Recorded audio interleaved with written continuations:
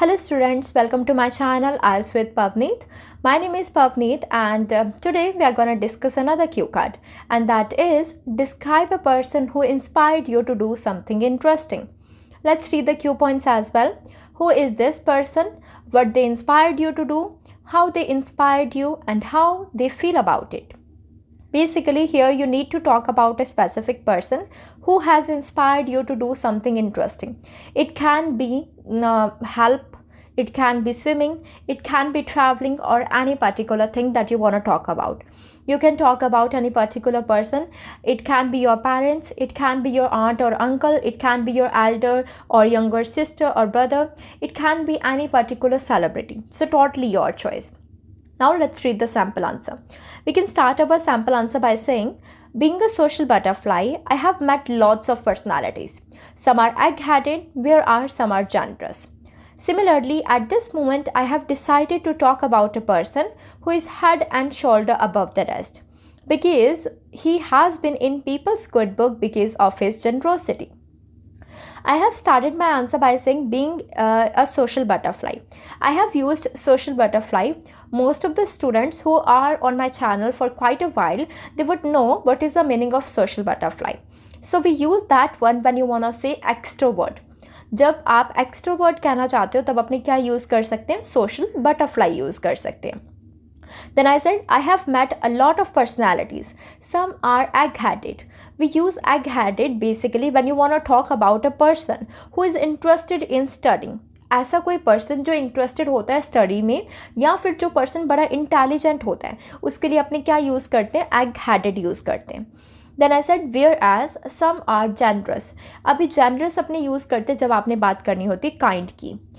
Then मैंने कहा similarly at this moment I have decided to talk about a person who is head and shoulder above the rest. So this is an idiomatic expression and we use this one when you want to talk about that this is a particular person who has no competition. ऐसा कोई person जब आपने बताना होता है जिसका कोई competition ही नहीं है, वहाँ पर अपने क्या यूज़ करेंगे? Head and shoulder above the rest. मतलब वो सारे ही पर्सन से अबव है, उसका कोई कंपटीशन ही नहीं है कि वो इतना अमेजिंग पर्सन है. देन मैंने कहा he has been in people's good book. Good book में होना मतलब कि उसकी पीपल बहुत तारीफ़ करते हैं, लोग उसको पसंद करते हैं. अगर आप किसी की बैड बुक में हो मतलब लोग आपसे बहुत नाराज़ रहते हैं, आपको लोग पसंद नहीं करते. बट अगर आप किसी की गुड बुक में हो तो आप बताओ कि आप वो वाले पीपल को और वो वाले पर्सन को बहुत लोग पसंद करते हैं. ठीक है. देन मैंने कहा जनरोसिटी, ये भी अपने काइंड के लिए यूज़ करते हैं. Then you can say, if I'm not mistaken, when the lockdown was going on because of the contagious disease COVID-19, on that time I had a bee in my bonnet about a healthy life. So I used to go for brisk walking day in and day out.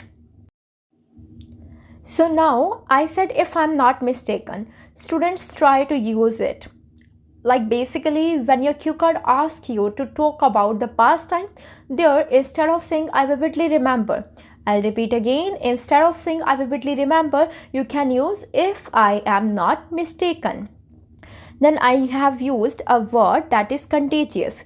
Contagious means a disease that spreads from one person to another person, जिसको अपने हिंदी में कह देते छुआछूत वाली बीमारी. सो किसी को हाथ लगाया, अगले पर्सन को वो डिजीज़ हो गया.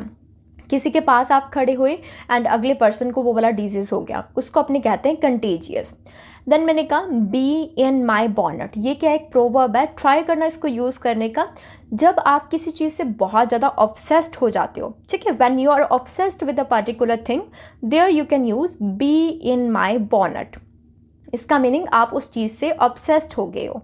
देन मैंने यूज़ किया brisk walk.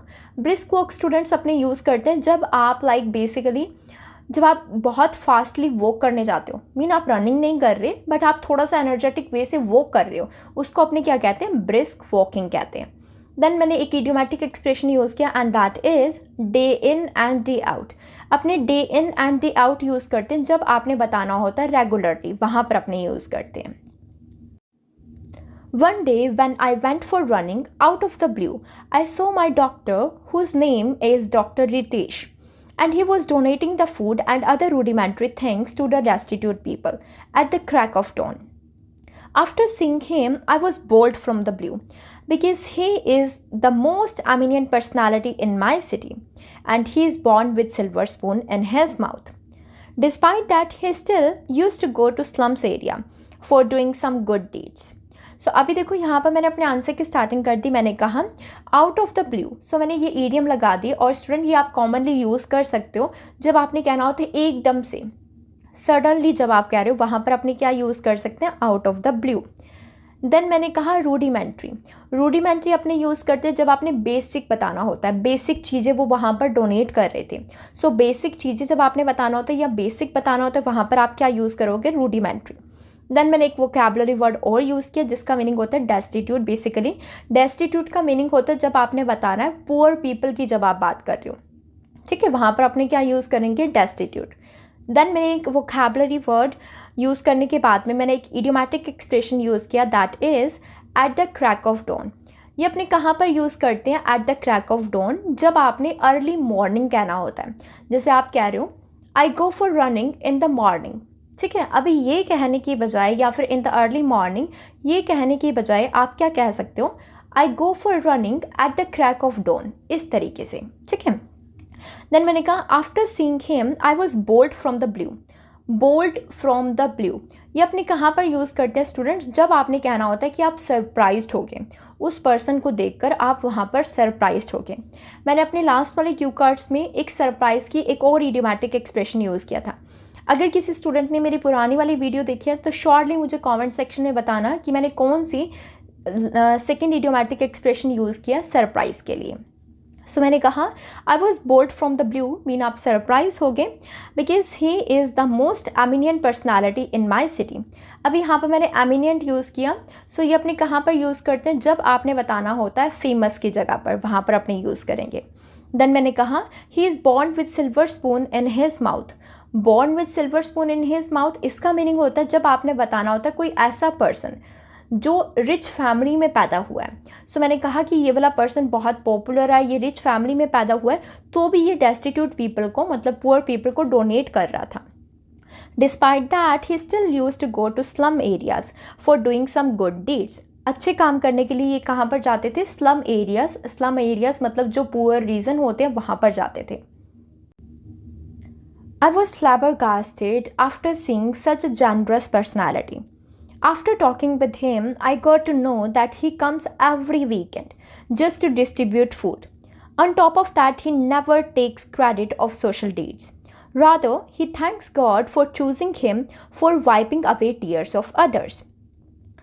And even needy people praise him to skies. सो अभी देखो यहाँ पर मैंने एक वोकैबुलरी वर्ड यूज़ किया है, फ्लैबरगास्टेड. ये अपने कहाँ पर यूज़ करते हैं, जब आपने बताना होता है सरप्राइज्ड, वहाँ पर अपने क्या यूज़ करेंगे, फ्लैबरगास्टेड. देन मैंने जनरस यूज़ किया, ये अपने काइंड की जगह पर यूज़ करते हैं. देन मैंने कहा on top of that. Students try करना इसको यूज़ करने का, when you want to say moreover, for the more. अभी ये कहने की बजाय what you can say there, you can say on top of that. आप वहाँ पर ऑन टॉप ऑफ दैट कह सकते हो. देन मैंने कहा praise him to the skies. इसका मीनिंग उनकी बहुत ज़्यादा तारीफ़ की जाती है. सब जब आपने कहना है कि इस पर्सन की या आपकी बहुत ज़्यादा तारीफ़ की जाती है, आप वहाँ पर क्या यूज़ कर सकते हो, प्रेज, फिर आगे उस पर्सन का बताओ, टू द स्काइज़. इस तरीके से आप यूज़ करोगे, बहुत ज़्यादा तारीफ़ की जाती है. सब जब आपने कहना है कि इस पर्सन की या आपकी बहुत ज़्यादा तारीफ़ की जाती है, आप वहाँ पर क्या यूज़ कर सकते हो, प्रेज, फिर आगे उस पर्सन का बताओ, टू द स्काइज़. इस तरीके से आप यूज़ करोगे. Other than that, he feels eternally grateful and tickled pink when he lends a hand to others. Even because of him, I have also started doing some volunteer work, even though I'm snowed under with my work. Still, I try to help others whenever I get some spare time. All in all, I can say Dr. Ritesh has influenced me to do a fascinating work, that is to help others. अब मैंने कहा eternally grateful. So students ये अपने कहाँ पर use करते हैं, जब आपने बताना होता है थैंकफुल करके बताना होता है. सो जब आप कह रहे हो थैंकफुल आप फील करते हो तो आपने वहाँ पर क्या कहना है, इटर्नली ग्रेटफुल. देन मैंने कहा टिकल्ड पिंक. टिकल्ड पिंक अपने यूज़ करते हैं जब आपने हैप्पी करके बताना होता है. देन मैंने कहा लैंड अ हैंड, इसका मीनिंग जब आप हेल्प करते हो किसी पर्सन को, जब आप किसी पर्सन को हाथ देते हो मतलब किसी पर्सन की हेल्प करते हो, वहाँ पर आप क्या यूज़ करोगे, लैंड अ हैंड। फिर मैंने कहा स्नोड अंडर विद माई वर्क, इसका मीनिंग होता है जब आप अपने काम में बिजी होते हो। सो जब आप अपने काम में बिजी होते हो वहाँ पर आप क्या यूज़ करोगे, snowed under with my work. Then मैंने यूज़ किया स्पेयर टाइम, ये अपने यूज़ करते हैं जब आपने फ्री टाइम करके बताना होता है। फिर मैंने एक वोकैबुलरी वर्ड यूज़ किया, उसका मीनिंग होता है फैसिनेटिंग। बेसिकली इसका मीनिंग होता है जब आपने बताना होता है इंटरेस्टिंग। सो जब आप इंटरेस्टिंग बता रहे हो, जो कि ऑलरेडी क्वेश्चन में यूज़ हो चुका है, इंटरेस्टिंग की जगह पर आपने क्या यूज़ कर सकते हैं students, fascinating. So this is the end of your cue card. Now I will see you in the next video. Bye bye.